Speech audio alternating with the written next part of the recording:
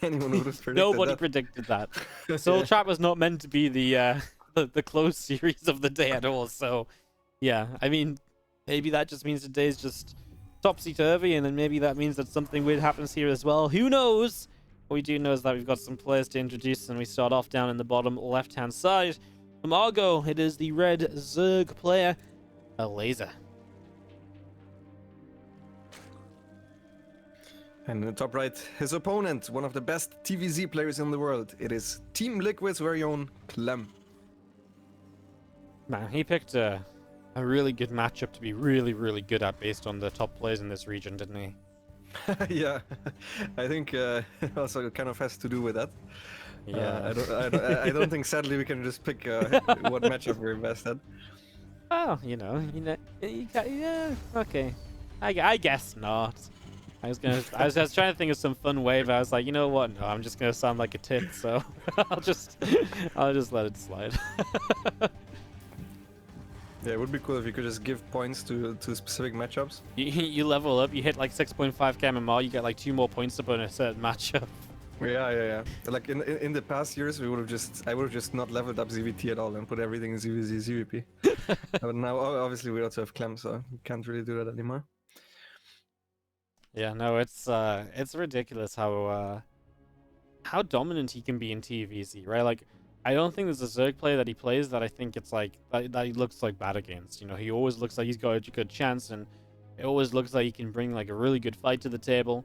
Obviously, he is I would say a little bit less consistent in some of the other matchups still, but altogether just has been phenomenal throughout 2020, and will be really fun to see how he continues to do in 2021, especially looking forward to what he does in Katowice, of course, because I know last year Katowice was disappointing for him. He went in with a lot of hype around him into the open bracket, and he got knocked out in a way that he just should have never been knocked out in. He lost to Nice, got Immortal proxied or something, I believe, or just some sort of Immortal Prism aggression, and just kind of died in like a 15-minute series. So yeah, that was disappointing for him, and definitely would like to do better this year. So cool to see how on form he will be for that. I think the crazy thing about Clem is it just feels like he's been on form for like the entire, like 1 year straight now. Yeah, I actually think he's been getting better consistently as well. Like, I think in Katowice, everybody was hyping him up, but he was nowhere close to the level where he's at right now. Like, he's getting to the consistency levels of Rainier and Cyril, which he wasn't back then. Like, I don't think there's any way that Rainier and Cyril don't make it to the Katowice run of 24, right? But Clem wasn't quite there yet, and he was hyped up. So haters are gonna say this looks very similar, right? We're hyping him up again, but this time he can actually compete with everybody. And back then he was, I think, not the most consistent in TVP. Right now he's also one of the best TVPs in the world, right? Even though he still sometimes loses. He got owned by Trap the last time, but he can also beat every Protoss player in the world now. And one thing that's entirely different is that he can also take down every single Terran player. He has the potential to win a TVT against the greatest that Korean has to offer. So yeah, I'm looking forward a lot to what Clem does in Katowice. Yeah, will be great to see, as we do just have the initial build order here. He is going to open with a double gas build. We see a fair amount of double gas setups on Pillars of Gold. It's not really the most friendly 3cc map. It's just a good map to be aggressive on. We see a fair amount of Hellbat attacks mixed in on this one. This does look like, I mean... Easy. Yeah. Fusion Core. That's not what I was going to say when I was about to say something there, so I'm glad I stopped my sentence. That's a really different way to change it up. I mean, I was looking at the tech lab on Arax, and I really actually didn't have anything as to what this could be, because we've just not seen BCs really in so long. I think this is an anti-Elazer build, because Elazer doesn't scout, like, period. So if you show up with a BC and the other guy has all his queens in the front, maybe a spore that's out of position in main base, then that's very hard to hold. Now, the one thing that Elazer does have is very late speed, so he had some problem clearing up these aliens. But what I wanted to say is he has an overlord on the pillar on the other side, so you can see that there's no CC yet, but a lot of depots. So this looks a lot like a BC opening, just from what the overlord can see. Yep. It looks like BC or Hellbat, like one of those. Couple creep teamers going down as the Hellions will go back around the right, obviously keeping the pressure up. And this is fantastic, denying all of this creep, so forcing the Koreans to Respread creep. Every time they're putting creep down, that's no transfusions and stuff to help out against the BC as well, remember? So, again, just less and less preparation for this battle cruiser as the minutes pass by at the moment. So you might be wondering why is lasering so many extra queens and abating us. That's because of the timing of the third CC. If you're a Zoic and you see this third CC is this late, you already know it's not a normal 6 alien 1 Liberator. It's not a normal 8 alien 1 Liberator even, or a Viking, or a Medevac. This has to be a lot of investment into early units because the fusion core obviously costs a lot of money, and then the BC itself also costs what, 700 resources. So very expensive there. Let's see if he's prepared. Yeah, the queens are so far forward though, right? And Clem knows exactly where all these queens are. He's actually going to teleport the BC on top of the queens. Remember, these queens don't have transfuse energy, right? Because of all the creep tumors they've made. Hellions morph into Hellbats as they trap 2 queens in. Anti-air is in a lot of trouble right now. There's a couple of bays that just finished up and they're going to crash right into the Hellbats. I mean, what a way for Elazer to maybe save himself here a little bit, because without those bailing connections, these Hellbats were about to cause absolute chaos in amongst this third base. Elazer also doesn't have a lair at all, but he did have 2 spores at the front, which is very helpful. I think he knew it was either Banshee or BC, so that helps him out a lot. Also, Clem didn't get confirmation about the fact that there is in fact no lair, so he needs to watch out with the BC. So if he knew this, he could go back home right now, repair and jump back in again, because there can't be any mutas, but he can't know that for sure. Clem going to play defensively against this little Bane burst in the front, as we do see the BC. Did that BC just die as well? It did. So BC died across the map. The Banes are here to deal some damage. And this counterattack into the natural is going to cause some issues for Clem, who has no units left. So every SCV on this low ground is going to die. And this turned 180 in just a matter of seconds as Elazer picks up the map number 1. Yep. Let's dive into Oxide then. Obviously, he goes into Clem's map pick as he falls down 0-1 pretty quickly. Team Liquid's Clem, Blue Terran in the upper right. And in the bottom left, 2 maps away from pulling up an upset, it is from Team Ago, Elazer. And of course, again, Björn waits in the round of 8 for whoever advances out of this series. And yeah, obviously the round of 8 games looking fantastic already. Excited to see which our final one will be. I don't want to pick a favorite in this tournament right now as well. You know, usually, I know this is like a very like typical like, you know, whatever Wardy, but like usually I actually do have like someone I'm like, oh yeah, I think they've got a really good chance, but I actually don't know. Like out of all the round of 8 matches I'm looking at, Probably Trap, I would yeah, say Trap. Trap maybe. But if I feel like maybe whoever wins out of TY and Trap, because I think Trap is favored against TY, but if TY beats Trap, I think he can go all the way as well. Yeah, I think especially because there's mostly only Terrans left. Yeah. So there's a good chance that he's just gonna play 4 Terrans in this for the championship, which we know he's very good at. So that is true. You know, there's not only Terrans left. There's just 4 Terrans left, plus Clem potentially. So let's not get too ahead of ourselves. Twitch chat will go a little bit wild if we start praising the Terrans a little bit too much. No. I was just assuming, you know, that they were gonna win their matches. That's part of the problem, mate. Okay. Yeah, game 2 settles down, and we'll just see. I think one of the big things here is what does Clem want to do on Oxide for the opening, because this is obviously the more Terran favored map. So how you play in the early game really kind of sets the pacing of what your mid game looks like. Do you want a triple CC here? Do you want to get the aggression going early? Is there anything in particular you'd like to see Clem doing rather than you know over other builds?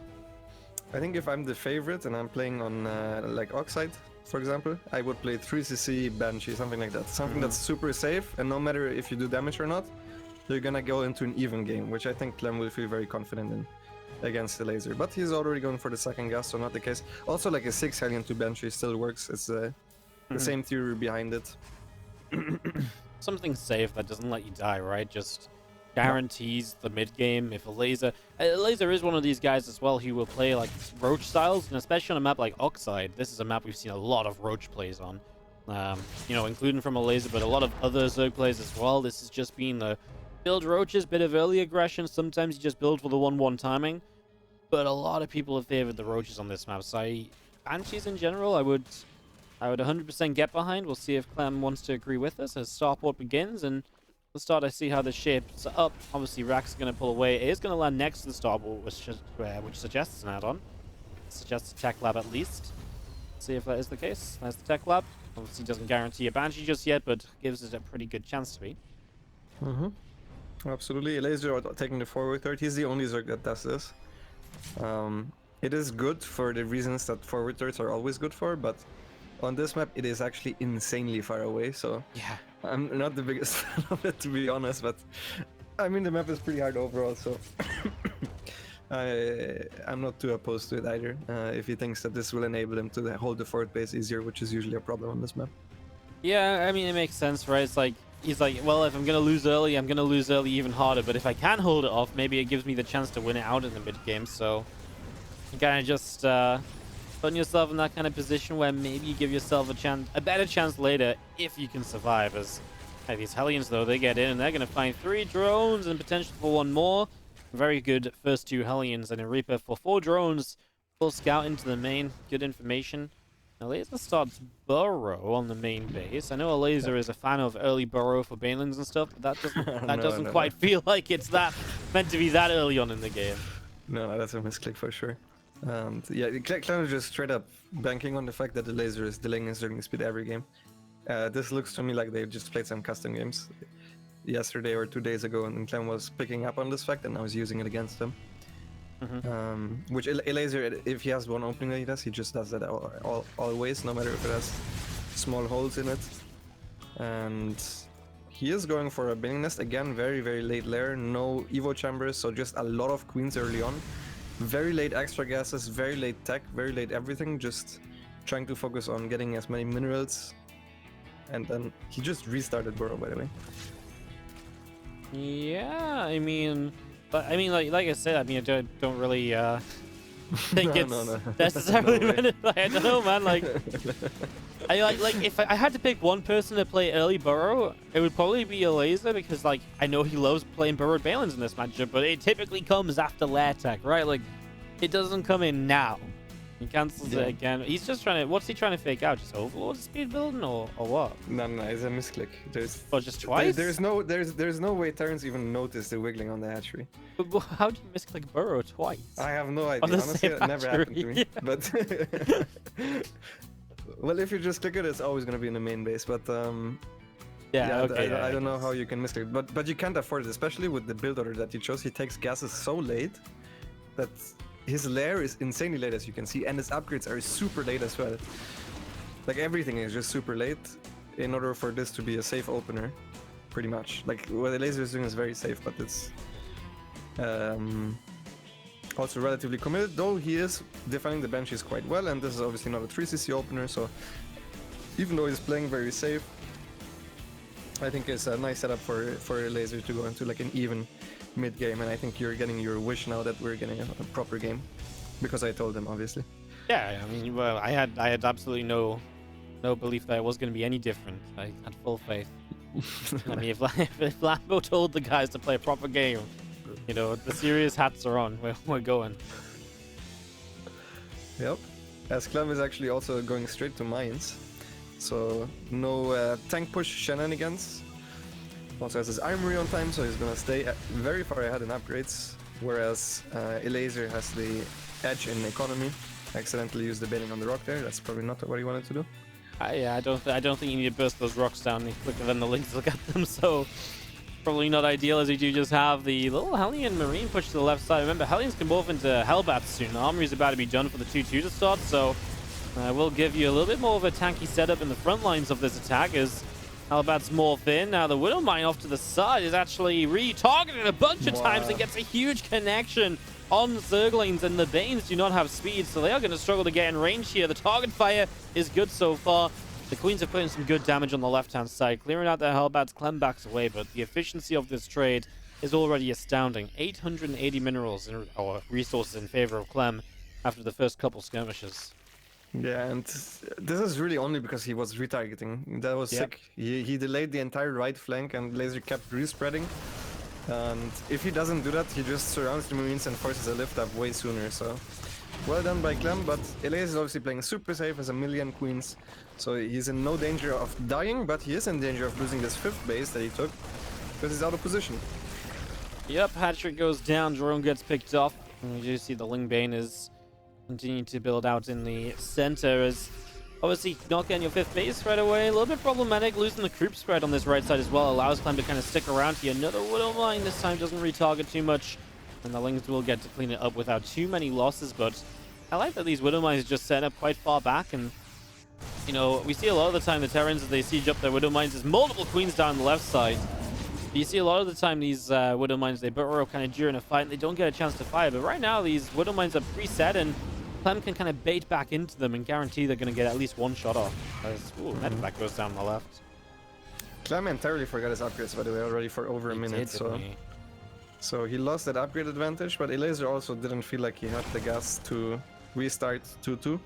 Instead, he just went for a very early Hive and Lurker then, so I think he's trying to surprise Clem here, because in theory, Widowmine Marine is fantastic against Ling Bane, which this is what it looks like. Good Widowmine shots. Yeah, Widowmines have been delivering in this game so far. They have just been absolutely consistent, really, more than anything else. Elazer has a lot of minerals in the bank, but he's actually lava starved. He only just got some extra lava finish, so he can spend some of that money, but still not all of it. And it is just like a mass of minerals more than anything else. Baneling's there getting cleaned out in the initial stages. There's still some Widowmines available too, and I mean, these Banes are just feeling like they're not killing anything.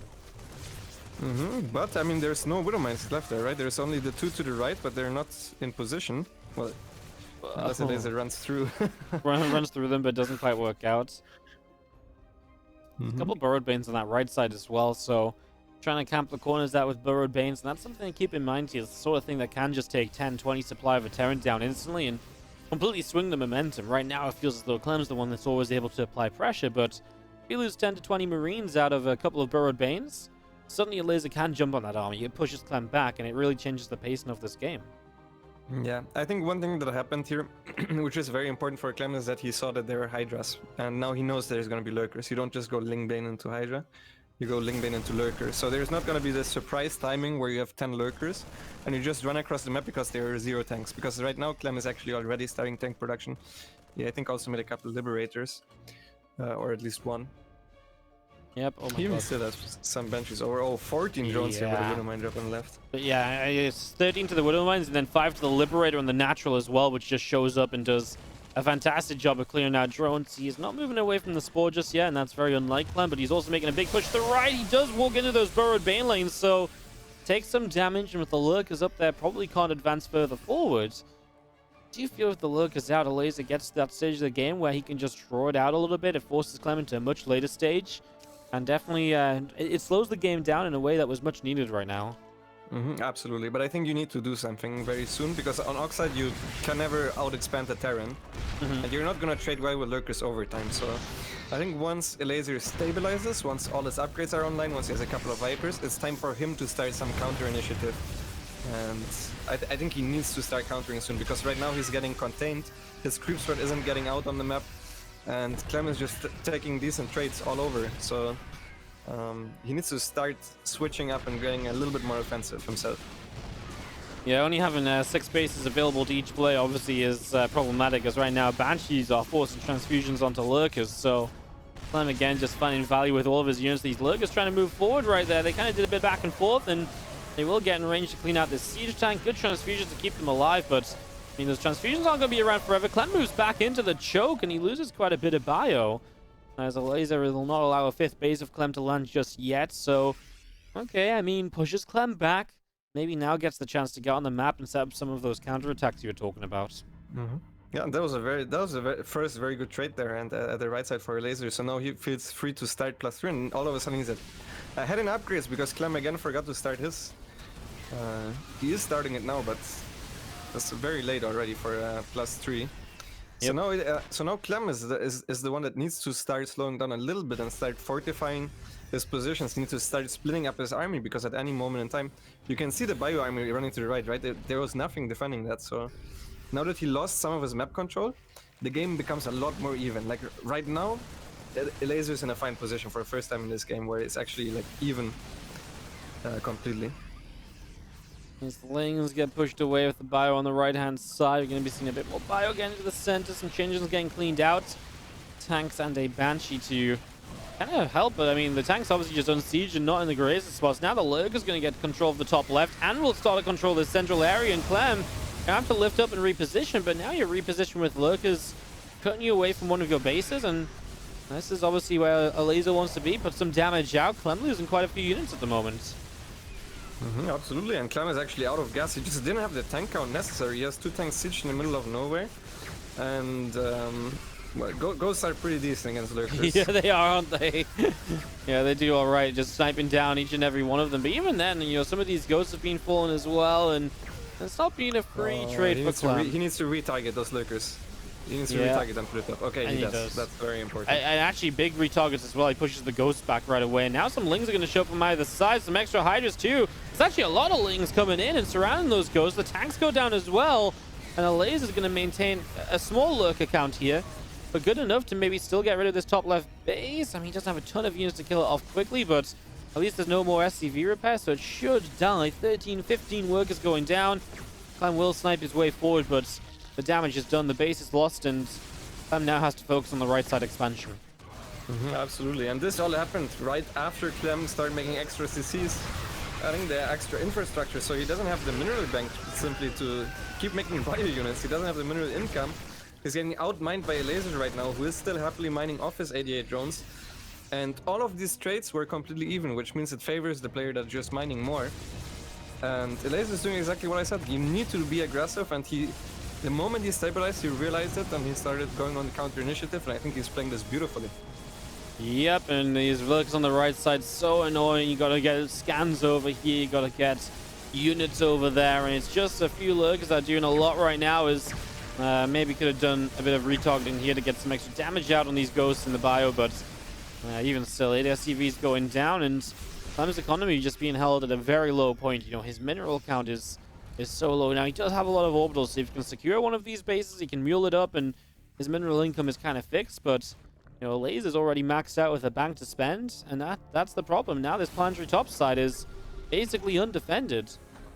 You dropped the scan down, you already had the sense tower to see that there was units there. You just wanted to know which units were there, and he's going to pre-pull the SCVs in to repair this planetary, but the Ling's fully surrounding. I mean, if nothing else, it's a lot of SCVs going down once more. Yeah, and Elazer just needs to keep trading evenly, somewhat evenly, even as fine, because he's such a momentum lead, and at the same time he's now gonna kill the planetary on the right side with the lurkers. I have no doubt about it, because Clem just did everything to the left side, and now he has nothing left. Oh, you need to borrow them closer so they can take out the SCVs as well. Yeah, it was a little bit far away. Still is a bit far away, right? Because the SCVs can repair from the other side, so Planetary's taking damage, but it's given Clem time to get back over here with the units, so you might still be able to make it happen. It's close. The Planetary is super low. It's just not enough to kill it. Now the lurkers start to go down, so the Planetary is going to survive. The lurkers will have to trade out with the bio instead. There's a huge swell of Zerg on the left side of the map, though, so maybe this was a bit of a misplay from Elazer, but now surely he's going to get the left top side Planetary Fortress, and he's going to get lurkers, start cutting off reinforcements from the natural. So that's going to be big, as he's really struggling just to finish off these planetaries, but he will finally get this one on the 12 o'clock. Clem is just 100 supply and, well, living on a dream right now. Not much else to stay in the game for, and Elazer is off to a 2-0 lead. Yeah, they're very impressive, and I think I get. Okay, well, you guys will see if you can continue to be smart, or if this boy will prove you all wrong. Our blue Terran player from Team Liquid is Clem. And his opponent, he's only one map away from making the upset happen. The red Zerg player, Elazer. You know, if Elazer wins, I'm not even that mad, because it would mean no mirror matchups in our quarterfinals. Yeah, that's true. Yeah, better race distribution overall. That's but I mean, but I also wouldn't be mad if Clem won, because Clem versus Bjorn would also be cool. So I mean, you know, positives on either side. True. And yeah, Clem not proc strikes. Clem sometimes gets tilted and then proc strikes, but I think he does that only when he thinks he's actually getting outplayed. Yeah, which I don't think is the case here. Like, this sometimes happens when he plays against Korean Zergs or Yona or Ricardo, but not the case here. So I'm glad to see that. I also think actually Romanticide, even though it's a relatively okay Zerg map, I think is gonna be worse for Elazer because it's harder to kill the Terran or straight up kill bases. And I think in a straight up late game, I would think that Clem is the favorite versus Elazer simply because he's faster. But I hope we get there again, and I hope they're gonna keep playing some proper games. Yeah, no, I'd love to see one of those. You know, Elazer and Clem actually last year played a lot of really long matches. I remember on I think it was like a Wednesday evening or Tuesday, whenever we did the Red Bull days. I always remembered going deep into the night because Elazer and Clem were in the semi-finals and playing like a 55-minute game number 3 on Eternal Empire. So I remember that. yeah, they did that like 2 or 3 weeks in a row, and it was you know, the first time we weren't in game, we were just kind of like having a report on it from like a different stream. But the second week we were in game, and me and Roddy are like, you know, we're like kind of tired. We're like, last game, let's go. And then it's just like 45 minutes later, we're like, so Roddy, doing okay, mate? Because those were some long streams anyway. Never mind when Elazer and Clem went at it. So yeah. Yeah, I remember. There was one time where he played me and then Elazer and then Rainer and then and then Cyril in the finals and then Yes. Rainer. And then Reno, and that day ended after like 7 hours. That was the day Yeah. where he was 0-2 down against Cyril, and he turned it around and won 3 in a row. And he played against Reno, but obviously he was just completely drained. So the series against Reno was like perhaps the worst Reno Clem series we saw all year. Yeah. I mean, those games were generally just not meant to be very good. You know, when I would talk about the Reno Clem stats, those are the 2 series I go back to because it happened twice where Clem just like played basically like a pointless best of 3 against Reno, and it was very clear like he was just like he played the first game with like a regular build and kind of lose, and then he would just proxy Rex and like die the second time, and everyone was like, "Man, see, Reno's the favor against Clem." I'm like, guys, you need to discount these series, and then they're actually 50-50. So Yeah. Like the funny part is about this is that at first they didn't even want to give any prize. I think eventually they gave Clem a monitor or something for winning. yeah. that match. So the thing was originally they were meant to have a prize, but the sponsor backed out, so they had to get a different sponsor. So then the prize became, I think they changed the format of the tournament. It was meant to be like a community player against Clem, but then they didn't realize all the pros were gonna sign up or something because they upped the prize pool from like $50 to like $400, you know. So then all the pros signed up. So then they had to find a prize. So yeah, but you could only win the monitor once. So once Clem beat Reno one time and win a monitor, he couldn't win the monitor the next time. So the next 2 times he had like nothing to play for. So yeah, I always discounted those series as this is gonna be some Hellbats, by the way, to bring us back to Romanticide here. This is a build that Clem likes to mix in, and I would think that this is a build that doesn't actually match up well against what Elazer usually does, which is getting a lot of queens early on. But Elazer does not have a single transfuse saved up. Does have a lot of queens, Yeah. so this is all gonna come down to micro. All right, well, the Hellbats and Marines are going to go chase those queens down, going to run straight up towards the natural, going to completely ignore the third hatchery as the queens do a pretty spectacular split away. They're in a really great concave. The first few lings will go forward. One queen on the right side still hurting the medevac. Oh, nice micro on this queen, trying to pull it around the top side to get it away. Doesn't quite manage it, but this is a comfortable hold from Elazer and doesn't really need to even make that many more units, right? And that's, I think, also a big deal. But he actually did make extra units, so he's gonna try to counterattack because he realized he overmade units, and he still has some units at home. So now Clem, with the 2 Hellions on his side of the map, is safe. Also goes for the full wall off. At the same time, he's gonna drop the 4 Hellions, no, 3 Hellions and 2 Marines. Yep. Just going to be having the little push into the main base, but the lings actually got it pretty quickly, right? So the Hellbat's already kind of low HP when this starts, and the medevac's kind of lucky to get out of there as well. The Lib shows up, and that'll be annoying for a few moments, but really only a few moments because Queens were in a decent position to shut it down, and the Liberator took way more damage than it needed to. Look at the production. What's happening? I don't know. I just don't get it. I don't know what hotkey is for him. To Do you think it's like? Do you think he's just like going to inject or something? He's starting it before he injects. No, it has to be. You think it's a line misclick? I think it is when probably it must be something similar to Larva, and then instead of clicking Larva when he has his hatchery selected, he makes it. That would be my guess, but I'm not sure. This burrow upgrade, man. Like I've never been more perplexed about an upgrade starting in my life throughout an entire series. Amazing. This is a new thing, right? The laser burrow. It's the new Beyond Armor upgrade. The Elazer has many things. He also has the Elazer Overlords, and he actually has the Elazer. The pro gamers know this, or at least as Zergs we make fun of him for it, which I didn't mention last game, but doing the Elazer is when you lose a whole bunch of stuff against a planetary and then you barely don't kill it. Which made me laugh a lot. I even muted myself there when the 10 lurkers ran in and didn't kill it. Yeah, they were they were impressively unsuccessful. Yeah, that was insane. That's his special. 4 Hellions are poised to drop as the Liberator is back and looking for more around this natural. The screen can still reach there though, so the Liberator has to keep on moving and we'll see just out of reach of the natural. The Queen push back, Hellions morph into Hellbats, and that means that this is going to be a little bit of an expensive trade out. Yeah, this is very annoying because Clem is pushing at the front at the same time and you need a lot of Zerglings to react for these Hellbats, so Clem is gonna get a decent creep clear up at the very least, and also is gonna get 1, 2, 3 free Banelings and a decent Widowmine connection. Medevac shot down by a couple of Queens, and the Hellbats are still hanging around on the low ground here, so the Hellbats are going to take a little bit more damage. We'll get one of them picked off now, and Marines running in from the right-hand side, going to keep the Ling Queen away. There's melee upgrades, Baneling speed, all of this finishing up, and just going to have these Medevacs trying to find somewhere else to drop, and just going to go behind this kind of mineral line, get choked up a little bit. The Hellbats surviving a long time there, and now the Marines will push those Lings back. Yeah, at the same time there's a Liberator that has been denying mining for already the last 40 seconds. These drones have been running around like crazy, and every single time he re-sieged the Sport Crawler, he also moved the Liberator away. Even as I say that, he obviously loses it, but gets some extra drones. So Clem being completely on top here with his multitasking and Elazer floating a lot of gas. Didn't get to start up his 2-2 until just now, and I don't think has any extra tech. No, he has nothing.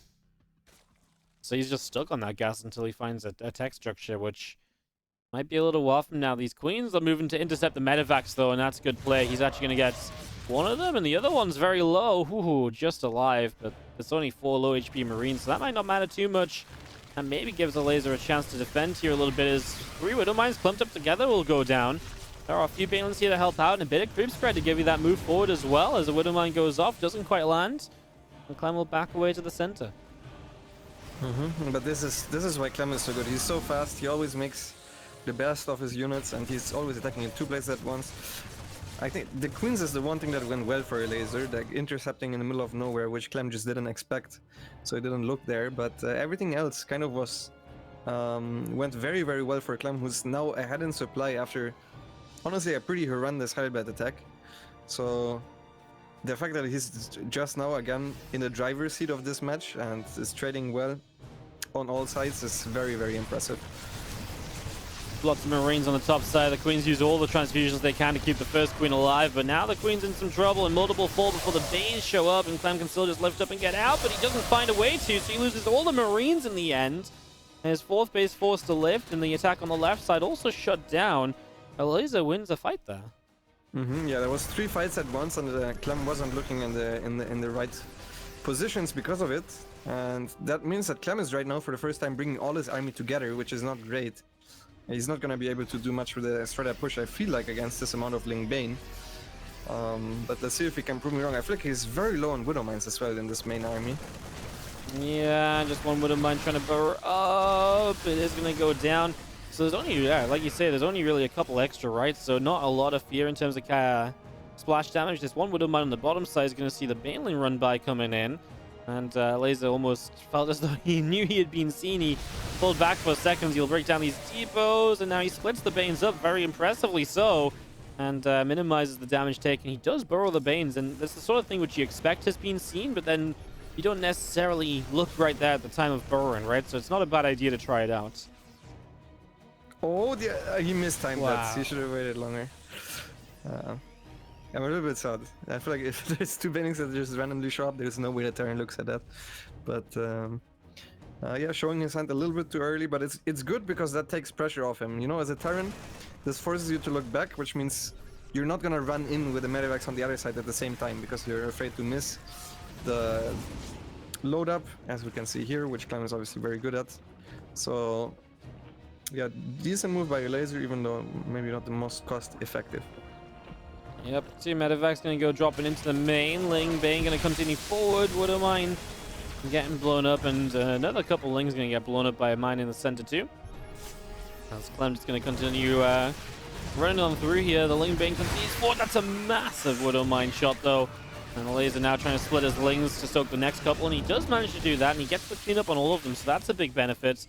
So he will continue across, but not much more to be done. As Clem just gets himself up into, extra command centers ready for the much later stages of the game. Again, though, Marine's topside get caught. Yeah, not entirely on top of his stuff, but at the same time, Elazer made a mistake, which might not be as noticeable, but he had the infestation be done for a long time. He had a lot of gas to work with, and he didn't start Hive, so he's gonna fall behind quite a bit in upgrades. I would love to see him start +1 missile. I swear I wanted to say that before he started it, but ended up starting as I said it. Either way, that's the best way for him to use his Evo Chambers right now and going into the Lurker transition once again. Yeah, that Lurker transition, which was a savior for him last time around. This time he's been hanging on and helping himself get into better positions without the Lurkers. So you will once again get to the Lurkers in a fairly okay manner. A few Hydras on the map already, so the first few Lurkers can morph initially. There's a few Burrowed Banes on the map, but none of them are really in the most influential of positions here, right? These couple in the center are just not where the massive bio runs over. Maybe on the retreat he can catch a few units, and right now that might be the case. Isn't able to push the bio far enough back, but they will lie there and wait as the first few Lurkers should be able to be morphing in right about now. He also wants to make sure he starts up that Seismic Spines. He just went home to start +3 Carapace and the Adrenal Glands. So just needs to, again, look towards the Lurker upgrades too. Baning's got nothing there. Lost a lot of Banings, basically killed 2 depots and a Widow Mine, so that was not the best trade. But again, it slowed down Clem. Every single time the Terran is looking at him, they're not gonna move forward at the other side, which is exactly what you want as Zerg. So there's this resource that is attention, which is very important in TvZ, which is why as a Zerg you should also be doing stuff on the other side of the map. Pretty much always. Well, there's that one low HP Widow Mine. It just goes off on the front lines. That could have been a disaster otherwise. As Elazer cleans that up, he's got another attack through this bottom side, by the way. There wasn't a completed wall from Clem. He actually misplaced. He went to build the depot there, but he didn't actually commit to it. So there's a gap in the wall on the bottom side anyway. As the Widow Mines are going to save the day, but the CC is kind of low. For a moment, I thought maybe the Banes probably wouldn't have been enough anyway, but definitely got scarier than it should have been. At the right side, it gets blown up as well. Elazer giving up a fair amount of units to do this, but doesn't feel as though Clem's got an immediate counter-attack on the board. Now the good thing for Clem is that he already was building an extra CC next to it, so in the end it was pretty expensive for Elazer, and it didn't interrupt the economy as much as he would have liked it to be, but yeah, Clem really accepting the late game, and I think on this map it's going to be a lot easier than on Oxide, where he was already a little bit struggling to get up 5 bases. On this one it's very easy to even get up to 6 bases. I'm waiting for these Banes, man. I believe in them. But they're still not going to find the right amount of units at the right time, so not just yet, as we do see the Terran through the center once again. But Ling Bane on the bottom side, again, a defense, potential flank, or even just a counter-attack. So lots of options there as the Lurkers will burrow up. And that's going to be the first time we're going to get to see the Lurkers at defense. Feels like Clem was lucky that the Lurkers didn't fire onto the bigger clump of units there, as now let's see Elazer making a push forward despite the lack of adaptive talents. He doesn't get his way forward or doesn't get those burrows super quick, but we'll still try and push on through. And he's got those Banelings now. Maybe it's the time. Mostly hits Marauders. Lame. I'm glad how hyped up you were for this one. I've been watching these Burrowed Banes for so long, and they hit Marauders, man. Like, god damn it. But Elazer again is hitting a timing right as Clem is still producing a lot of CCs, but doesn't have a bank yet. So Clem again is in this struggling moment where he is trying to still max out. Maybe he should even start canceling some CCs, to be honest, because I feel like he needs the minerals right now. Yeah, he needs to be able to actually just rebuild units, and he just doesn't have that right now. As Ghost trying to line up a couple of snipes here. The tank fire is pretty decent, and the Lurkers will be forced away. More Lurkers on the way up, though. He's going to keep the pressure down the bottom side. Gets a sensor tower there. We'll run in for a siege tank, but at the end of the day, the siege tanks are covered by other units. He's going to force a lift up on the right, though. And again, if you keep denying that 5th base, this is going to put you in a position, oh, you could get the Ghost Academy. That's pretty neat. I mean, stop Ghost from producing and also just stop the Cloak being up. Limits what the Ghost can do, so that's a major catch. And Clem's Ghost Academy is cosplaying as Ragnarok's Hydra Den. Yeah, I wanted to say it. Yeah. You probably got the idea of it from Ragnarok, but... I mean, Clem is at the same time expanding to his rich gas base, which is really, really important for him right now. He needs to get up an extra base, and Elazer is running low on resources. This all looks cool, but the moment that Clem stabilizes and actually maxes out, I think this ends up being good for Terran, because overall, Elazer actually expanded very slow himself. Usually, if you look at the top Zergs, I'm pretty sure they would have the top 2 bases running right now, because Clem hasn't been attacking for a while. But as it is, it's not right like he's gonna super outmine Clem for the next 5 minutes. So it comes down a lot to the resources lost step, which isn't looking as great for Elazer. Now about 7,000 to 8,000 difference there. These Banes, though, going to crash through. They're going to get a couple of Ghosts low. The Lurker shots do not... Oh, they do in the end hit the Ghost, so a little close to a Ghost go down there. And Elazer makes a denial on the 5th base, which is going to keep him in that mining advantage, which, as you said, is necessary when you're trading that much worse. Clem is dodging Lurker shots with these Ghosts right now, moving up and down with them. As the problem is still trying to land a 5th base. That's got to be Clem's target, and it's just so difficult right now. One Lurker left behind, just going to force one more scan. Anything to just slow things down here as Bio Army going to move forward again. The Lurker again transfused will finally fall. And now these Overlords even spread and creep to try and buy a little bit more time, where Clem just can't mine, and the Lurkers are going to go diving down the bottom. And again, just keeping up this pressure all over the place. And SCVs are running back down to this base. They could die, but Elazer's target firing down on the CC. Oh, the Zerglings. He's gonna try engaging again into the extra base. I don't think this is very good from Elazer right now. He's losing a lot of units that are just misrelling a little bit. I guess he's getting some tanks, but at the same time the Lurkers are gonna be cleared up. Also, a Baneling attack into the planetary almost kills it at the 4th base, but not quite enough units. Let's see if he can finish it with those Zerglings. I don't think he can. Oh my god, it's burning down though. Yeah, he's not paying attention over there. 20 HP and dropping still 10. And he repairs it. Wow, just at the last second. That was super important, because that's a very important structure to keep alive. Even though there's an orbital next to it, you can counterattack it so much easier if there's no planetary with just a couple of Zerglings. So, I mean, Elazer, he is still expanding and he's still mining well with his 90 workers. It has to be said. Like, he still has 2 fresh bases pretty much. So, yep. He's been trading extremely inefficiently, but he has an insane gas bank, so he can make at least one more army and then try to go again and try to deny the 5th.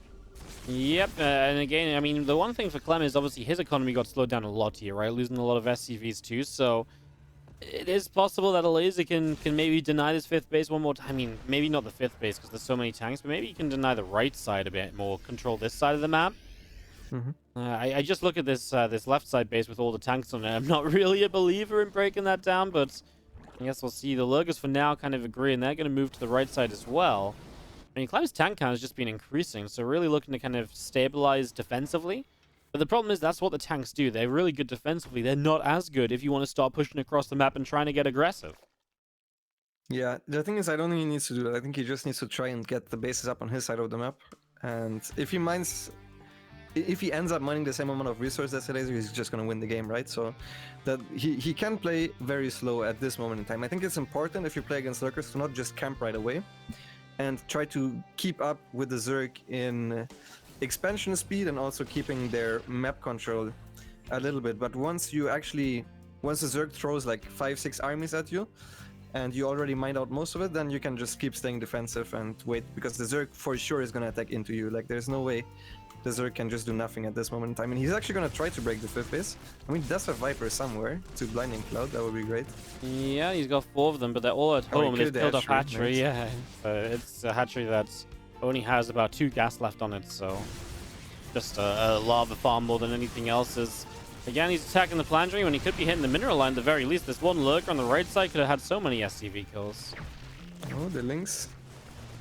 Oh, Elazer should not try to expand there. I feel like those are just going to be resources that he's going to lose, and there's no way he's ever going to get any of that up.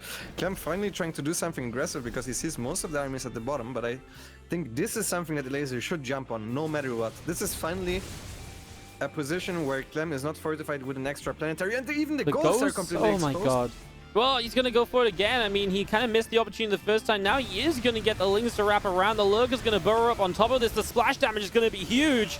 The ghosts all drop down to orange and red health bars, but I don't think there's going to be anything extra, as the Lurkers will keep this back, but that will be all. If Elazer had gone right away, I think the opportunity really is there, but he just wasn't there soon enough. And well, once more, Elazer is not able to quite capitalize. He's got a massive bank now, Elazer, but he's going to start double Spire. Go into a later game setup with the... I guess you maybe make a few Brood Lords. Is that the plan here eventually? Yeah, I think Brood Lords in these scenarios where you already mine more than your opponent and you don't have to defend your bottom bases really anymore because they're going to be mined out, so they are very good. But I don't think Brood Lord Infestor is something that Elazer is very good at himself, so I think he should just stay on the composition he's at and try to deny the base. But as I said before, he does need to keep attacking. He can't just do nothing at this point. That's not really an option unless he actually really wants to bank on the Brood Lords, and he has way too many Lurkers for that as well. Like, Lurkers over time, they don't just... Like, people say they're a siege unit, but you need to commit closer to the Terran, and you're gonna eat some shots on the way there, so you need to do something with them, right? So I like that he's switching up his attack path a little bit, moving more to the top, because as you said, this planetary on the high ground is very fortified, but looks like he's going back for it anyways. Oh, he's going to move down this bottom side. Elazer, as he's looking to make a move somewhere. He's going to get Lurkers in and once more just going to deny the bottom side of this planetary. Again, he's just hitting the planetary and missing maybe some opportunity on the mineral line. He is mining the bottom side of the map. I mean, it's brave. I guess why not if you've got the drones to send there. I mean, if you can take money away from that position, it's only going to help you in the long run, but Clem is really making so much progress setting up on the right side. Now some abducts on Ghosts. It's a lot of Ghosts that get abducted in, way more than I expected to see flying forward. And Elazer gets some serious pickoffs. Did also lose 3 Vipers though. It's important as a turn to EMP those Vipers twice before you start sniping, so this doesn't happen, because the abduct will go down before the snipes are cast. So very nice move there by Elazer, but the resource lost keeps going in favor of the Terran, and this won't change anytime soon. Now, if he completely mines out this bottom side of the map, the resource loss is completely fine, because those are... It's an entirely fresh base that Clem never even mined. But I am afraid that Clem will start doing either something towards the top, so Elazer won't get to completely mine out the top, or at least the bottom, which I think he should do anyways. Yeah, as you see the Ghosts getting any snipes off that they can and move to the top side. Once again from Elazer. I feel like Elazer has an opportunity to come through the center of the map and like wrap around this army from the bottom side. Instead, he just runs forward with Lings. I mean, the Lurkers didn't even make a move there, so I'm not sure what that was all about. As he loses 2 of the Vipers, snipes were... Well, he didn't even need to snipe one of them, just killed it, but the other one got sniped pretty quickly as soon as it got in range. And Clem's maxed out, doesn't have much of a bank to play with, but that doesn't really matter if Elazer is continuing to trade this badly and unable to really maintain any sort of an eco advantage, right? I mean, again, the bottom side base is the one base that he's mining that is really a success story for him over anything else. As he moves forward once again on the top side, Lurkers get burrowed up, push on forward, and massive snipes go down on Overseers. He also lost 3 Vipers before the fight even started, so again, not the best for Elazer, and it's looking worse and worse for Elazer. He still has a decently sized bank, but what is he gonna do with these minerals, right? I mean, none of these engagements are getting any better for him, right? Like, none of them are... Nothing's improving over time. It's the same old story of he tries to dive into a position, it goes kind of badly for him, and that's kind of just it. We're just not finding any sort of, any successful fights at the moment. Yeah, I think he needs to go back more with the Lurkers to try and bait Clem to run a little bit more forward and then go first around, like as you said, like maybe from the bottom as well. I think already a long time ago he should have killed these rocks next to his base, by the way. And I think it's... I don't understand why Clem is not just killing the base in the bottom, honestly. Like, we just sent 2 medivacs there, I know, like, it feels like that's just been up. It's not like Elazer's even had units nearby to defend it, right? He's just been mining that for free for an eternity, it feels like. I mean, it's been at least a couple of minutes. It's like actually a decent amount of mining that he got out of it. So it kind of justified the base, which I was with you when you first said it, right? Like, it doesn't feel like you should ever bother with that base, wasted resources, but somehow this time around it actually worked out a little bit. Yeah, absolutely. No, in this case I was wrong. I think usually it shouldn't work, and you just end up losing minerals over and over again, I don't but- even think you were wrong. I just I just Yeah. think it was, for whatever reason, Clem took 5 more minutes to clean this base out than he ever should have done. And the story continues on the top side. These ghosts just picking away at lurkers, and lurkers just don't have a way to deal with them. The Ling's out of position here. He's supply blocked at the moment. As he gets out of supply block, he's going to start moving into Broodlords, but I guess Broodlords and use these Broods to push the top right side and try and push forward through these ghost tanks and bases. It seems like his only real option.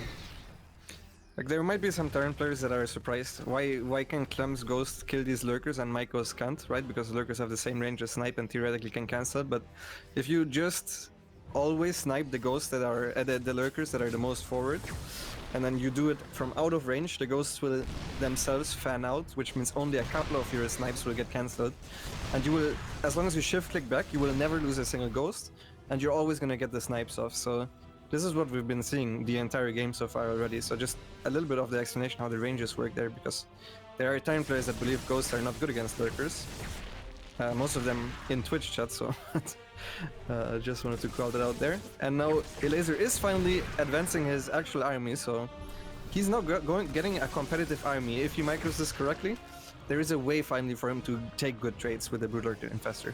Yeah, it's taken him a long time to get there. The problem is, right, it's still a case of 30,000 difference in resources lost, so it almost feels as though Elazer is kind of out of cash, right? Like, what's he really got? Like 2,000 gas left in the top side, maybe 1,000 left in the bottom.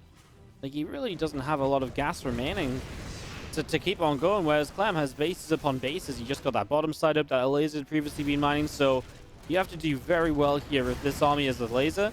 You really need to win this. I want to say right now. The longer this goes on, the better it is for Clem still. If this doesn't change in the very near future, Clem has surely got this game under EMP. control. Yeah, it's on the Infestors. Yeah, decent EMP. Like, it's so hard to play against this many ghosts. He doesn't have enough Infestors. Hydras are entirely useless at this moment in time. It's better to have some Banings that you can run in together with the Broodlords to cancel the initial snipes. He gets a decent funnel off. I'm not sure why the ghosts are even cloaked, because there are sport colors next to them. They uncloak now. A bunch of them are out of energy, but he just is at this ghost. There's so many, where, man. Yeah, I'm not sure. I think you need way more Broodlords personally. Yeah, but I mean, I'm trying to find an answer for Elazer, but having watched the Broodlords try to make a play, to me that was the last attempt. You know, if these Broodlords weren't able to make something happen, like you say, maybe get more broods and stuff, but he's running out of money to do that anyway. Like I said, there's only, you know, maybe about 3,000 gas left in the game for Elazer, plus the 1,400 he's got in the bank. That seems like a lot, but it disappears very quickly when you start building units like Broodlords and so on. So yeah, we are going to move forward, and we are going to slowly harass the top right side, and Elazer maybe gets a chance to actually deal a bit of damage here, but even then he's kind of afraid to move too far forward because he knows the ghost count is high, and he knows there's just a moment or two where the snipes line up and all these broods are going to die. Yeah, he needs to always have one Infestor at the same range as the Broodlords, and preferably it should be two that are a little bit split, so that this doesn't happen, so he doesn't just get EMP'd and then sniped. And now he is getting still more Broodlords. There is one thing that can improve Elazer's composition, which is actually very important in late game, is that you sack your drones. So you get the maximum amount of army, but in order for him to do that, he needs to stop losing units first of all, because he's not going to be able to rebuild them, and I feel like he might have had enough and is just going to try to go for it. Yeah, he starts to move forward, but the problem is that Clem is, again, just snipes, backs away, never really loses too much in comparison to what he's getting out of these trades. It's an Infestor that's going to drop a couple fungals, or a fungal, sorry, and a couple snipes do find the kill on it. And again, Elazer just, you got to try and push in his position. I mean, the good news for Clem as well is while all this is happening, he can just mine the bottom side because Elazer has no way of counterattacking anymore. Big fungal does land on the ghost. I mean, if there's ever an opportunity, this would be it. The ghosts are going to remain low HP for a little while. The medevac's aren't there to heal them, so like I say, if there's an opportunity, this might be it. Elazer pushing forward. He's really running out of gas in the bank as well, so again, rebuilding is becoming more and more so out of the question as Clem just gets Thors out as well. More answers to Broodlords, and now these ghosts get healed up, so that great EMP, or that great fungal growth, sorry, starts to be undone. I think he shouldn't make Thors, actually. I think he should make more Vikings, because Elazer is running out of Corruptors, and he's running out of Like doesn't have gas anymore to make Vipers and stuff against Vikings. So I think if he makes Vikings, there's actually nothing Elazer can do anymore because he can never leave the Spore Crawlers. Very hard to push forward if there are any amount of tanks. Thors are kind of just... I feel like they're a target where it fans out the Broodlings and you get a lot of damage done on the Ghosts to cancel a lot of snipes if you have mass Broodlord, which is exactly what's happening here. So 22 Broodlords is a big number. It is.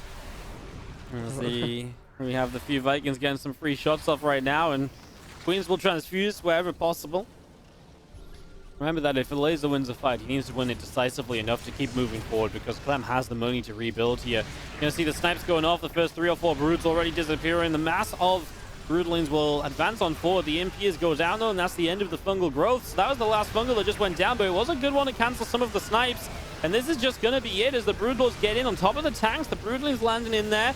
More broodlings getting down towards the ghost, but snipes still going down. Elazer's trying to maintain some of the broodlord count, but I feel like pulling back is just the... I get it. Like, I don't feel like these broods are going to do well continuing forward, but I feel like moving back isn't exactly the answer either. So he is going to get a few more kills now as Clem moves in. I mean, this back and forth continues, but again, Elazer is just out of money. Yeah, he's especially out of gas, which means he's mostly reproducing Lings and Queens, which is never going to work. Because the Tyrant mineral unit is Marines, so Clem doesn't even need to rely on that yet because he still has a lot of gas. So maybe even Zerglings are decent in this fight, and I agree with you. I think the moment the Broodlings are down is your best chance at actually winning the fight because a lot of the ghosts just can't snipe. So every time you start engaging, that's the worst moment of the fight for Zerg. Because the first snipes usually don't get immediately cancelled unless you get a final off, which he did a couple of times already. He just hangs out. The broods just... I mean, the broodlord count alone isn't impressive anymore, right? 9 broodlords remaining. He's lost almost 30,000 more resources this game. 81,500 lost to the 55,000 of Clem. So the difference is quite sizable as ghosts come through the top side, take down an extractor and a drone, and Orbital will move up to that top right-hand side. And yeah, I mean, again, feels like we're just dictating the end of the game in favor of Clem for a while now. It just takes a while to play out these positions, and it kind of is still down to Elazer to kind of make the move forward because Clem's just happy to keep on mining. Yeah. So Elazer needs to decide to win. There is one way, which is getting all the ghost fangals. I'm very surprised how far forward he is with his ghosts, to be honest. And also in a clamped up fashion, right? Like, yeah, this is a nice fungal. Maybe this is what Elazer wants. Nope, has to back off. Thor gets a free broodlord. That's not what you like to see in this scenario. He still has 2 lurkers as well in the bottom that he forgot about, but I doubt those will come into handy against this tank ghost composition. Good EMP, almost gets all the infestor energy, and at this moment in time, Elazer has to commit to try and save his broodlords. So he runs in. There's so many tanks that just throw out everything. The ghosts are still safe, and Elazer has a lot of death supply right now. He still has 60 drones which aren't mining, a lot of queens that are not doing anything, very little broodlords. Ghosts go forward, snipe, kite back, the tanks do the rest. Yeah, but this time you're going to see the rest of the units just commit in from Elazer, and you're going to see where the supply just falls apart, right? These queens go down, the lings disappear, the last broods are gone, the infestors will get sniped down. There's nothing to save the rest of the units, and Clem fights his way back into the series. It took 35 minutes, but he will make it happen, and he is back on track to maybe, possibly, still survive. To the top left-hand side, as we have got the red Zerg player still has the lead in the series. Let's see if you can close it out on Death Aura. It's Elazer.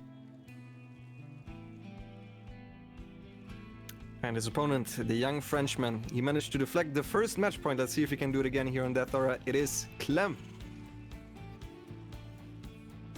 Alright, so the 4th map. I think we've got our closest series of the day now. I think we can say it after the last couple. I mean, to be entirely fair, Soul versus Trap, the games that Trap won were all pretty one-sided. Like, it was a 3-1, right? But this is already better, I think. Yeah. Yeah, it's. I think each of these games has been pretty close and pretty fun. So, I'm with you on that one. Elazer Clem to 11. You know, this is why I altered the match order. It wasn't actually to let the Koreans go to sleep early. It was just so we could have the best till at last, you know? And you also just made up the rule that the second place gets a server advantage because you like Europeans. I know how it is. You're rigging everything. I mean, better than a coin flip, right? Yeah. It's like you get coin flipped wrong 4 times in a row. It's like, sorry, mate. Like, I mean, what can I say? You just meant to play on West today. Yeah, that's rough. Yeah, it's kind of crazy. Yeah, the impact a coin flip can have. That's why I prefer the server rule if the seeding rule if we actually have seeding. Yeah, that was on the War Chess League, right? Where the coin flip would decide everything, and I was like, yeah, what? the coin flip for the Ace match. I guess I'm thanking the off server boys. Don't mind me. It became a strategy. Who do you sacrifice to the off server? Yeah. Trust me, I know. I did this many times. I was like, I usually picked which player would go where, and I was like, okay, guys, I have Clem in my team. And I think I had Rogue and Trap, and not Trap, Rogue and Deer, and I was like, "Yep, I'm taking West. Don't worry about it, guys." taking a hit for the boys. Yeah. Man, that was a fun tournament. Yeah, for sure. I liked it a lot. Yeah. It was a lot of fun. I forgot. Honestly, it feels like so long ago since we did that. It was only actually in like it ended in like August, which I know is like 4 or 5 months away. I can't think. 5 months ago now, but like it still feels like it was longer ago than that. It's crazy. Man, this past year without tournaments has been going so slow for me. It's actually really. Yeah, it is funny because I feel like a lot of it's like I kind of have it at like different times. Sometimes I'm like, wow, this month went quickly, but then I'm like, geez, like how much, like it's been forever since this happened, you know? Like depends what I'm thinking about. Yeah, like Katowice is only a year ago. But it feels like forever that last time we had an offline event. Yeah. And no, that's the one thing that does it to me. I'm like, I think of Katowice, I'm like, it feels like an eternity since I traveled, like since I got on a plane. Like, yeah. It's just been so like I just think back to Katowice, I'm like, it feels like actually forever ago. It was so long, so far past. Mm-hmm. And Katowice is back again. I like that we still call it Katowice, even though it's all online now. Yeah. I'm glad they didn't just make up a new tournament name like Last Chance, because after they called the tournament Last Chance, and it wasn't really a Last Chance, yeah, I don't trust them to name anything. That was a weird one. Yeah. The Last Chance. That confused, I think, a lot of people that watched the tournament. Like, why is it called Last Chance? You know, my favorite part is you went into the call for the like a production call, right? You know, before the show started, and even the production team didn't understand why it was called Last Chance. They were like, we don't get it. Why is it the Last Chance when Cyril's like, what happened to Cyril? Why is he in the Last Chance event? Cyril versus Trap struggling to make Katowice. It's like, haven't they been in the finals all year? It's like, yeah. This game off to a pretty passive start, hence the bantering, as we just see 3CC 2-1-1. So it's going to start livening up a little bit right now with the Medivacs on the way shortly. So just strong economy from Clem, going to get the Medivacs and the Marines onto the map to create some pressure. And away we go. Mm-hmm. Yeah, with this one, you don't actually have that much creep tonight, so Clem got 2 of the first 3 tumors, I think, which was very, very big. Usually the creep should already be at the speed zone at this point, which it isn't even close to, so I really like that he's destroying these rocks right away, because he knows there are no Hellions on the map, so it's very good awareness. I don't think many Zergs would have went for that. You can also do this with the first 4 Zerglings if it's Marine first opener. A lot of Zergs also don't think about that, so very well done by Elazer there. As he just goes double Evo, the Bane Nest is about to be finished, and our first Medivac is going to load up and unload. Why is there only one? Was there meant to be only one? You forgot. No. You forgot the second Medivac. Yeah, I was gonna say. It feels like you didn't realize there's one until he loaded it up. And he's like, "Where's the other one?" Yeah. But at least the rocks are down, so you can walk over faster. Yeah, that's true. Get straight across, and I guess at this point you just, if anything, aim for a bit of creep spread denial. But this is gonna move through at the acceleration zone, and I guess it's 2 more Medivacs show up. You can bring some reinforcements across, and then 1 Medivac's empty, but actually it's going to be perfect to be able to lift up the Marines that don't currently have a Medivac. Yeah, I mean it's very important that he didn't go on creep here. Like usually you would see Clem stim on creep, kill a couple creep timers, focus fire some Banix, and then pick up, which obviously wasn't possible because he didn't have a second medevac. So this is why we see the delayed triple medevac timing here. Still no 1-1 or combat shoots or anything like this, so this is just hitting a little bit later than the first two medevacs were supposed to. And Elazer is already on 77 drones with 8 more on the way, so he got away with a lot of drones there. And yeah, this is setting, we're setting ourselves up here for another good, longer macro game with the Elazer slightly ahead. Yeah, we're not going to be seeing these Marines doing a good job cleaning the creep, but that's kind of the price that Elazer pays to some extent, obviously because of the initial creep team now, but also just the fact that he does go to 80 drones right away, right? He just doesn't quite make the units to come out and contest this as easily, so just loses a bit more creep spread, but now his economy is going to be fantastic for the rest of the game unless he starts taking damage, which he might for Widow Mines around the top side. And we'll see if they can have some impact as Clem will load up and back away here after killing a queen. So Clem's starting to make a first couple of pickoffs, starting to get some damage done. Does Elazer have any sport colors? I don't think so, right?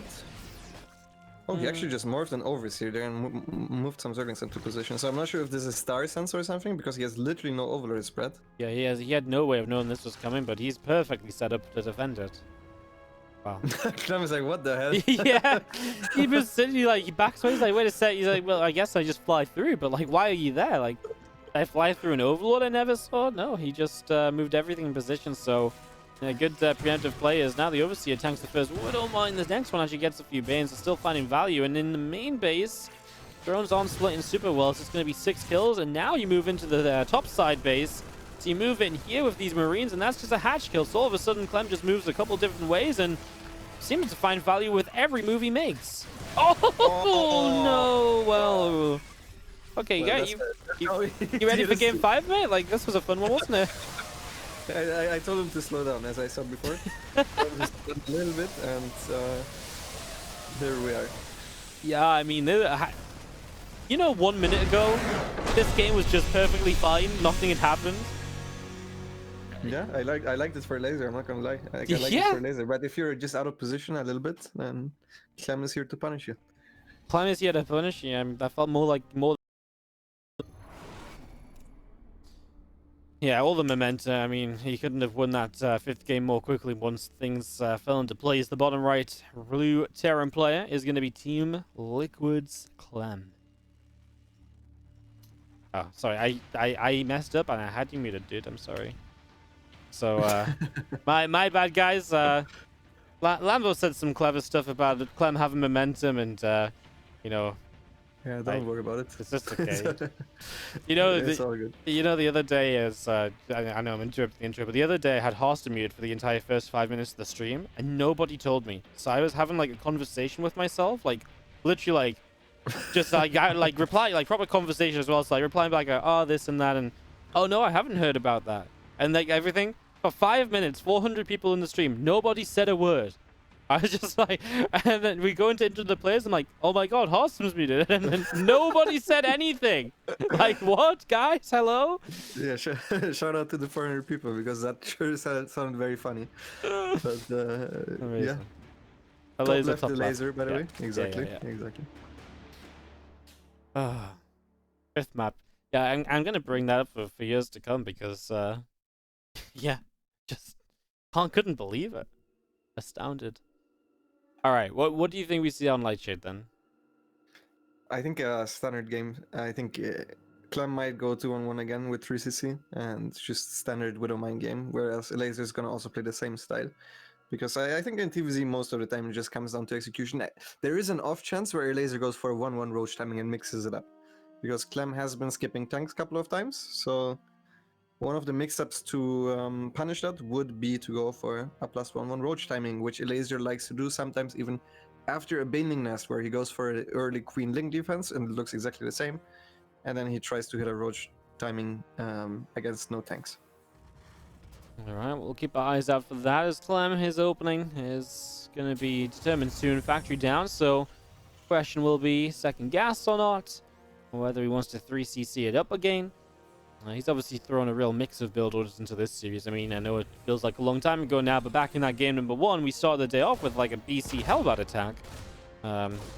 So he really has been happy to mix it up and happy to bring different styles. This time, just going to go 3 command centers once more. So keep into the economy as SCV blocks the drone from building an extractor, and that means you get a drone kill early in the game of this Reaper. Yeah, that's a massive mistake from Elazer. You're supposed to look with your second overlord if the SCV is there, but the second overlord was just in front of the natural, and then he saw too late and he lost the SCV because of it, and that's a little bit annoying. But he took the other base. I mean, this is basically like the Reaper getting a drone kill in the natural, right? So yeah, I mean the other base isn't even a bad base to have. I think a lot of which base do you take on this map? Oftentimes, do you take the forward one or do you take the left forward one? Yeah, the forward one.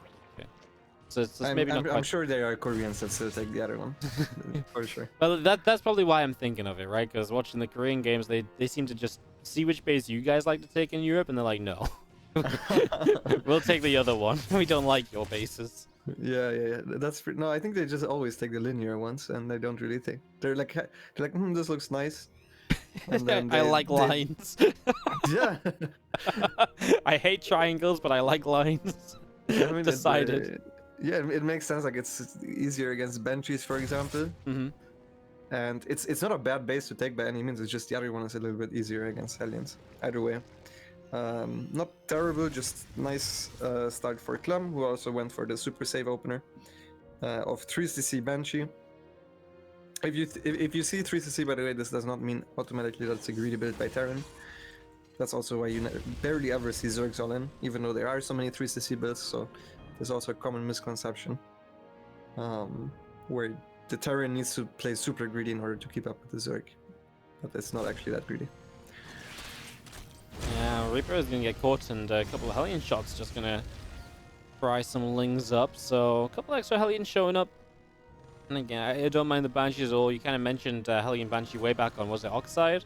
I think it makes sense on a map like Lightshade as well. Shorter rush distance, something Roach can get across, and even if we see a Roach Roar now, even if this turns to be a Roach mid-game, Banshees are still very useful there because the Roaches will still not have anti-air in the mid-game. So they can help a little bit, just slowing down an attack or in a more aggressive style. And that seems to be something of the plan from Clem. He will also add on the armories. He still wants to be able to morph in some Hellbats here and to get a little bit aggressive with those. Yeah, this is what Cure likes to do. He did this almost every game for a while, where he would go 3cc and then still go for the Hellbat Banshee, and then his Marines and stuff are super late, but he doesn't care, and he just very often just kills the Zerg with the Hellbats, where the Banshees go to a second position and just hold position out of Spore range. But there are Roaches here, which should be really good for a laser. If he manages to kite back effectively until the Roaches are out, that is. Yeah, the Spore finishes in between the bases now, so the Banshees will be zoned away a little bit, but I still think they can actually find a sweet spot maybe where they can hide cloaked up. He is going to get some drone kills now as the drones pull away from the Hellbats. The drones get pushed up against the corner. They do just slip away. I thought the Banshees might get a couple more workers there, but it doesn't quite happen. As Clem at this point, I think you might want to just try and maintain as many Hellbats as possible. You'll lose a couple more maybe on the way out here, and yeah, loses a few extra. And there's Lings in the natural, so that's going to be the real disaster point here at the moment for Clem. Obviously, there's a few Hellbats on the third base to help out, but just the lost mining time alone is going to cost him a lot right now. Yeah, if Elazer follows his up correctly, he should be in a fantastic position in this game. He's starting 1-1, and I was personally hoping a little bit that he wouldn't go for this 1-1 timing because it's very obvious. And Clem has super early tank production, plus there are Banshees, which means you need some Queens on the other side of the map. But he might just get 1-1 and then still go into this weird lurker style. I saw him play there on Hero Marine stream like 2 days ago on the ladder, so this might be something that he likes to do. Yeah, I feel like the one way of throwing this lead would be to just go for a 66 round Roach Ravager timing. Even though it's very easy to think, okay, I did some damage, now I should be able to kill him, right? But Clem has the best possible setup build order-wise against this push, so I'm not sure if I'm the biggest fan of it. But he's gonna do it anyways, I'm pretty sure. And his Banshees would like to get the base, and they do get it, and they'll cloak up. There's no detection here, so the Banshees will slip away before the Overseer shows up as well. I think maintaining the Banshees is pretty important. He's going to get a fresh creep Jimmer, and the Queen just walked away, so some damage on the hatchet game, but nothing that will kill it. And once more, the Banshees just back off as the Roaches, the Ravages, they stack on up. The Missile and Carapace upgrades are less than a minute away, so we are going to be pushing across the map and striking pretty soon here. Mm-hmm. I mean, he did get a lead, so I mean, if he wants to make this work against the build that Clem is doing, then this would be the game to do it. But the question is, how obvious is this for Clem? You saw how late the 4th hatchery was, and he knows there are roaches on the map, so I feel like it's very likely that this is a follow-up. But he is moving out, and he doesn't actually see Elazer moving out. So if he gets caught with all of these Marines on the other side of the map, I feel like that's quite scary. Yeah, I mean, maybe you can do some good damage, though, because at the same time, it's not like Elazer should have too much at home, but is it going to be comparable to how much you end up losing? I mean, he does have a tank line, he's got some Hellbats in front, and he does have a couple of Banshees as well. He's going to drop into the main base nice and quickly here, and, well, we'll see what Elazer does about it. For now, a few Roaches spawning, pulling through. If Elazer can defend this just with reinforcements, I mean, that's ideal, because then he really can just push forward and get so much done as tanks are going to continue to this low ground. New bunker starts up, and I just feel like Clem actually has a lot more Marines at home now than I originally thought he would. Yeah, absolutely. I don't necessarily like the position that Elazer is pushing from as well, because he's not going to get on top of the tanks, but at the same time he should be able to at least force a lift off. Oh, but man, Clem just doesn't have the Marine counts here. He still has some Marines on the other side of the map. He killed the fort base, so he's trying to evacuate, but there's just not that many tanks. Both tanks are unsieged right now, and Elazer is pressing in, but all the Ravages are in the front. This doesn't look like a good fight for Zerg at all. No, the tank on the top side took forever to go down as he was trying to get the biles off. Elazer loses a lot very quickly. Now these Marines dropping in from the top side as well. This concave progresses, and obviously these Queens are free for the taking as Clem will just stim on through. He's going to get all of these. Remembering killing the 4th base across the map now is going to really benefit Clem as he survives. Wow, Elazer just did not want to go up that ramp right there. Oh, not running up the ramp in the order that he ran up. He was so eager to get the biles off, he basically sacrificed his Ravages, and from there, everything fell apart.